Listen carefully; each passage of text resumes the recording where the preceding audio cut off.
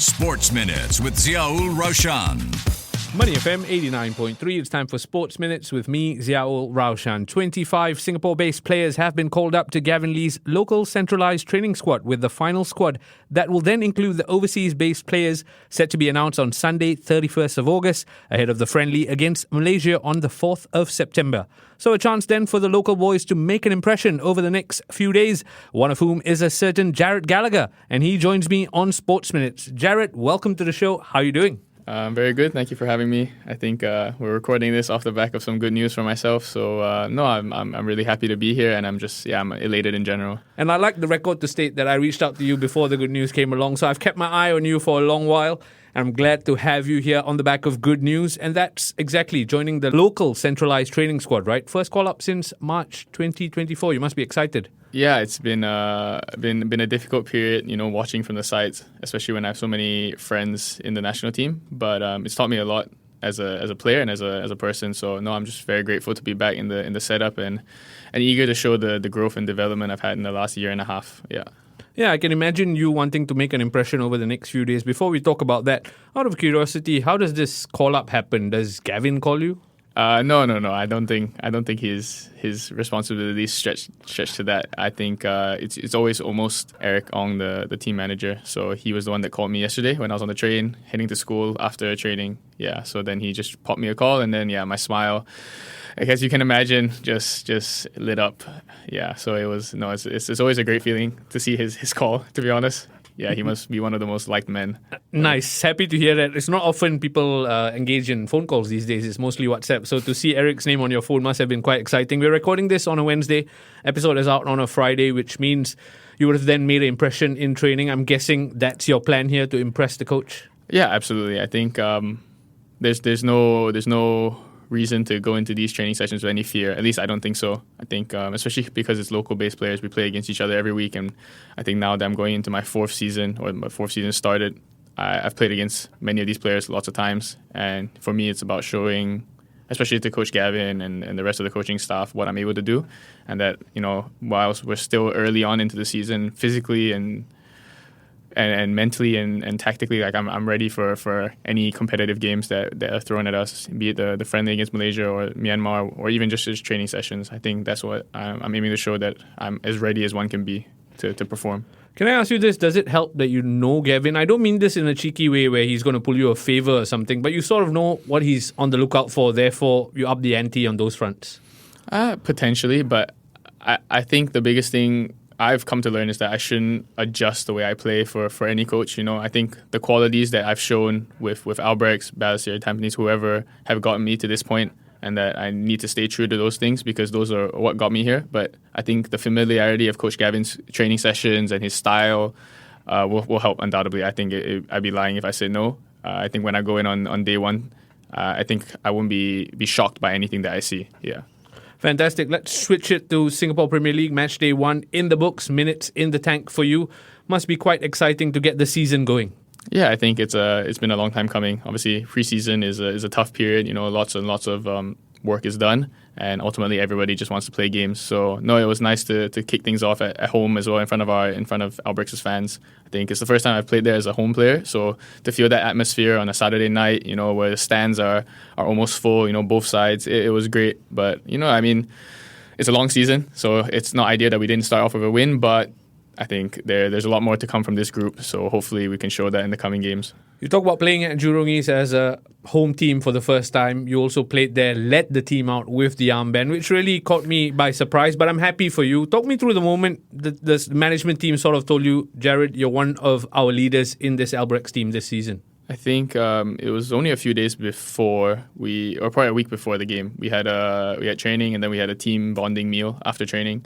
Just at the stadium, and then we had a little team meeting where the coaches announced, or Coach Shige announced the three captains actually. So it's Shingo Nakano, myself, and Kim Taeuk. So he was saying that we sort of cover the bases in terms of nationality and positions. But no, it's an honor. I think I've always been someone that has taken on leadership roles at whatever age group and things like that. Whether I have an armband or not is quite irrelevant to me, to be perfectly honest. Sure, it feels nice, and maybe for optics, but I think it doesn't change the way I am in the dressing room, on the pitch. I think you ask anyone, I'm still noisy, I'm still loud, I'm still talking to everyone, very chatty and energetic. So I think that's probably why I ended up with the armband, to be honest, yeah.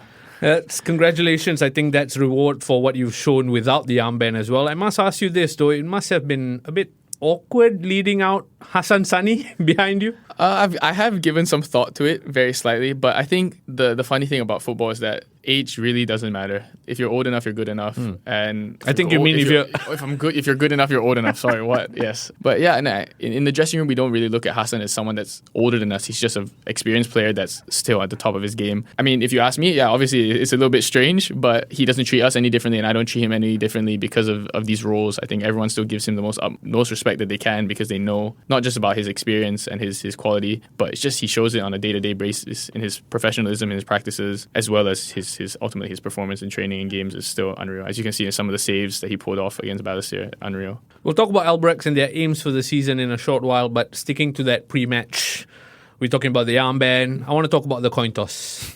Two things I want to unpack there, right? Firstly, you were wearing the armband but standing face-to-face against Balestier's captain, who happened to be Madhu Mohana.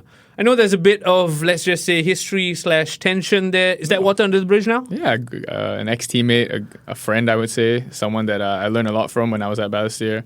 Played with him at the Sultan of Selangor's Cup last year as well. But no, I think definitely water under the bridge. Nothing to do with that. But the coin toss was funny. I think he dropped me a text after as well, saying like kudos to me for keeping a straight face, something like that. And it was an awkward way to start my first ever game as captain for Albirex. You know, there's obviously a little bit of nerves behind the whole thing. Where do I stand? What do I do? And then maybe it broke the ice a little bit for myself. I'm not quite too sure. But yeah, I was trying to keep a straight face. I think I was looking at him and seeing if he gave any reaction, and he gave like a little smirk, and I was like, okay, that's the limit then. I have to ask you this though. How come you didn't break out into a laugh? Was it just game mode on, you're concentrating on what to do during the match? Or is it just you being professional, I guess? Yeah, maybe being professional. I guess there's a time and place for it. And you never know. If you laugh at the referee before the game starts, he might not be so favorable to you. I did get booked, so maybe my smirk was a bit too much. And that's why I got booked. But no, I think, yeah, it was part of it. It's just you got to have your game face on and be serious in that moment. Absolutely. We could talk about the coin toss and Jensen Fu for a long while, but I'm going to bring it back to the football. Albirex Niigata, brand new adventure for you. Why Albirex? I think first and foremost, the opportunity to play. Right? I think you've touched on it with a few players before. The foreigner quota change has meant that playing time is more important than ever. So I wanted to make sure that I was going into a situation where I knew the coach really valued me and I could see myself contributing as much as possible. I think nowhere you go will give you a guarantee of playtime, and I knew that. But I wanted to give myself the best chance. And then on top of that, I think Albirex, for the years that I've been in the SPL at least, have been very, very dominant. And so it's an exciting place to be, right? To have that sort of winning culture. And then on top of that, like I have close friends there. I've played for Albirex, Shuya, Kodai, Kyoga, all these Japanese players have come through Albirex, right? And so they see nothing but good things about the club. And then to an extent also Coach Shige, especially Shuya, who has a good relationship with him, really gave me a lot of comfort in knowing that this was the right decision to make, yeah. Wow, that's exciting to know that you almost knew what you were signing up for. One thing you probably already knew about Albirex, and I think most listeners will know, is as well, this club stands for professionalism. Their ethics, their ethos is different almost.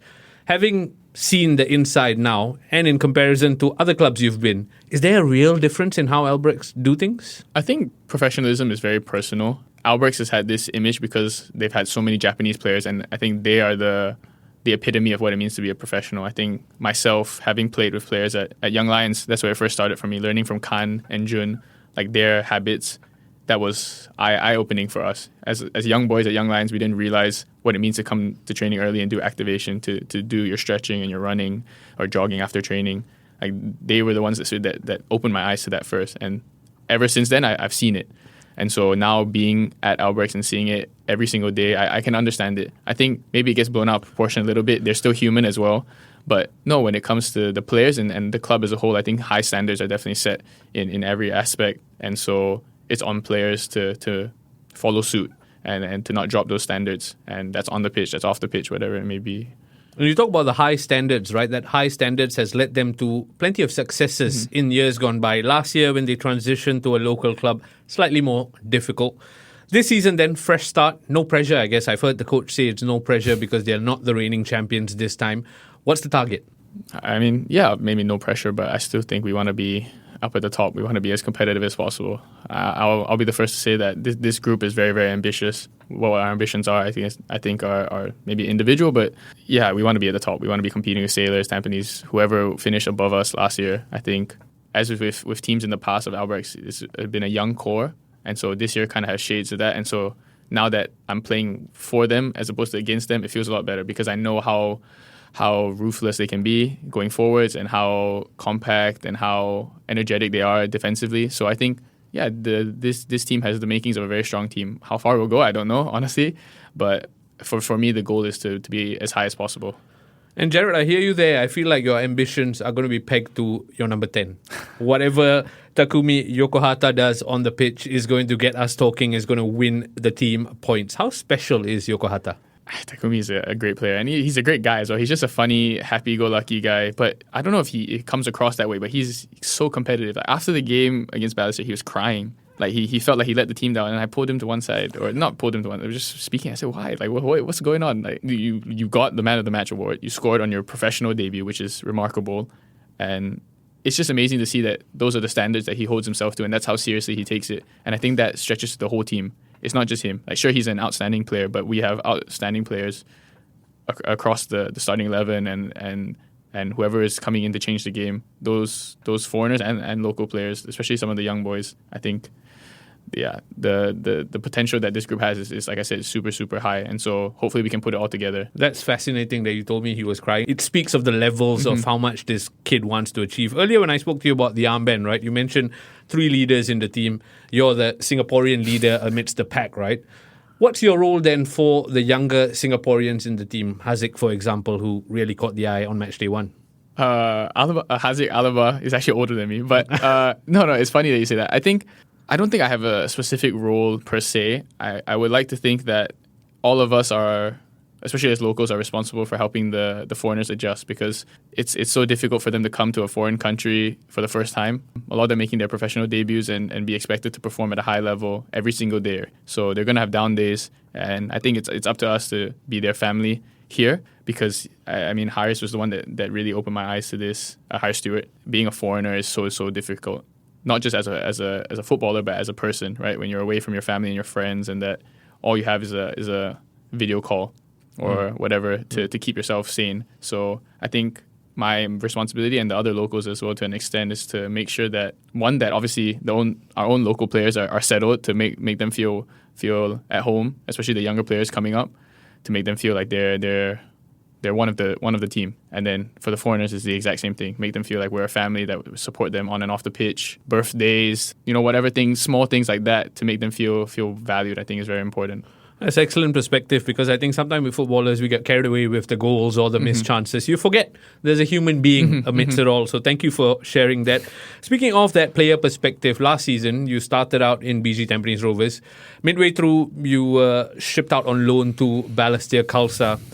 I know geographically Singapore is very small, so perhaps no settling in issues. But in terms of style of play, in terms of getting used to new teammates, was that a challenge for you at all? Yeah, obviously there were some challenges, but I think credit to everyone at Balestier for making me feel so welcome from the very first day. I think some of them were surprised to see me. I still remember at the first training session, they didn't even know that I was joining. I just turned up and then, yeah, there we go. But no, I think Coach Peter made it clear to me that he was a fan of mine and that he really wanted me to help the team. I think in the second half of the season, we had a really good finish, a really, really strong finish. Kudos to the players that joined, and also just the existing group, because there was a good framework there. I think Jordan left, which probably helped. And then when I joined, I felt like I was joining a really strong group. So I played every minute when I was there. And yeah, it just gave me a lot of confidence, especially to be back in midfield. And yeah, I think it was a great decision for myself, yeah. Jared, it feels like you've been around for a long time. But in research to this interview, I realized you're just 23 years of age, embarking on your 4th season as a professional footballer, right? What's the plan here? Jared clearly is a guy who has a plan by all accounts. So what's the big game picture here? I'm about to finish my last semester of school at NUS. And so once that's out of the way, I can really take football by the scruff of the neck and do whatever I wish, which is obviously, as any player will admit, to go overseas. I think that's the biggest goal for myself, to get out of Singapore and go somewhere different, to test myself against different opposition. as much as playing in the Singapore Premier League is a dream still to be a professional, I think it reaches a certain point where you've played against the same teams. And I think this year, for example, has been the biggest step up with the foreigner rules. So I think I'm still getting used to that. And I think it's good and bad for the league. But in terms of the level of competition, it undoubtedly it's the highest it's ever been, in my experience at least. So I think it's still very good for me to be in this league, but I would love to go overseas and play. I think that's my biggest ambition, to follow in the footsteps of some of my friends like Raihan, Haris, Jordan. Yeah. And when you mentioned those dreams, is Thailand perhaps the first step to something bigger, or is it whatever comes along?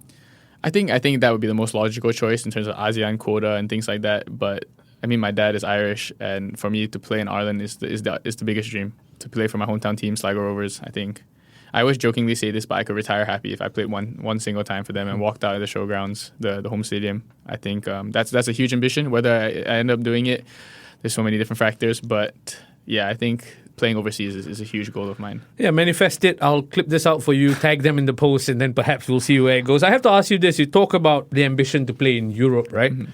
It's no surprise. You're a young footballer hungry to achieve things. But you've seen some of the friends you've mentioned not really make it in Europe by perhaps not their own choice. Mm-hmm. There are various circumstances that played a part. I'm obviously talking about Raihan, word emerging about Haris. We've seen the Fundis try and make it in Europe as well, not really make it. Does that almost saddle you with a bit of apprehension? I wouldn't say apprehension, because I think I was aware to an extent of the realities of going to play in Europe. I think the grass isn't always greener as people think, but nonetheless, I want to find out that for myself. The guys that you listed, I know how supportive their families are, which is a big thing. You know, I think a lot of us, we have commitments here that we perhaps can't leave as players. Whereas for myself, I think I know I have the support of my family, and that they will push me to reach the highest of heights. And so going to play in Europe, for example, even if it's for a short stint, to have that experience, to know that I tried, I think is something I definitely want to do. And yeah, obviously hearing my close friends go through some unfortunate things is not nice, but I think they would tell you the exact same, that they wouldn't have had it any other way, and that the experience has made them stronger. So I think that's something that probably pushes me as well to go and want to try it for myself. And that speaks volumes of the mindset that you have wanting to achieve these things. I want to ask you this because you mentioned finishing up your degree by the end of the year. Not sure if you're on the pulse, but education and football is something that's trending at the moment. I'm not going to dive deep into that specific issue, but as someone who obviously is prioritizing education as well as a career in football, why are both those things so important? Good question. I ask myself that a lot when I'm in school. So why am I here? No, but to be fair, like there's a timeline that you can be a footballer. You can only do this for so long. And for me, I know one day when I hang up my boots, I don't think I want to be involved in football on a day-to-day anymore. I think I have other passions and I have other interests outside of football. And so having this degree is very important for me to have a stepping stone to go and do something someday outside of football, or even whilst I'm still doing it, to be perfectly honest. A lot of people realize that to be a footballer, you have to put a lot into it. And 100% I agree. It is difficult to manage both and balance both. But I've always said this to my friends, that I feel like it's nice sometimes to have school because it's a good distraction. If things aren't going well in football, I can sort of throw myself into work or my other hobbies and things like that to try and not forget, but try and realize that there's more to life. And so I think as a holistic sense, it's good to have multiple bases covered to be a better student and footballer, person, whatever it may be. But it's also very pragmatic, and in Singapore we have to have a degree of pragmatism. And you talk about completing that degree, right? For the listeners, in case you don't know, it's new media that Jared Gallagher is studying in. So if he's not pursuing a career after retirement in football, it might well be in the media, a podcast perhaps. That's something you've done before. What happened to Get Stuck In, was it called? The Stuck In podcast. You didn't really get stuck in? No, I got stuck in, but then I got stuck out real quick. No. It was just a difficult period to balance it. I just started school, and I started the podcast, I think, in the few months before I started my first semester at NUS. And then I quickly realized that, it was going to be difficult to balance both. And then I just made the decision that it was something that I was going to have to give up in order to still keep football and my schooling to the level I wanted to be, and ultimately a social life as well. I think that's the third part of being a person, or at least for myself. Yeah, it's something I definitely want to bring back, and it's something I've always joked about with a lot of the boys. When every time we want to talk about anything, they said, I just have to bring back Stuck In and get it on. And I said, okay, yeah, we'll do it. We've joked about doing a national team episode even, if we're all together. So I think that potentially could be on the cards one day. So that'd be quite quite cool. Is that possibly the first episode of the relaunch of the It could podcast? be. I couldn't tell you, but it could be. Yeah, why not? Why not? It'd be a good idea, I think. I think you're set for it because part of media is teasing, and you've done a great job of teasing this possible comeback. I'm going to test your reflexes with a round of quickfire before we round things off. Perfect. 5 quick questions. First one, favorite footballer, local? I'll say Hami. Hami Shaheen, this Yes, is? Hami Shaheen. World football? World football. Thiago Alcantara. Oh, wow, interesting. Toughest opponent you faced in the SPL and why? I will say Vincent Bezecourt. Pre-match rituals, if any? Coffee, black coffee, and then a nap. If I could relive one day in my career thus far, it would be? It would be the day that I found out I was first getting called up. The look on my parents' face when I told them the very first call up last year. Yeah, I think that day will live with me forever. Yeah. Okay, and final question. This season, I want to be remembered for being a dependable and outstanding young player. All right, Jared, I wish you all the best. You've got local centralised training to get to. All the best. Continue fighting the good fight. Thank you for joining us on Sports Minutes. My pleasure, Roshan. Thank you for having me. Sports Minutes on Money FM 89.3.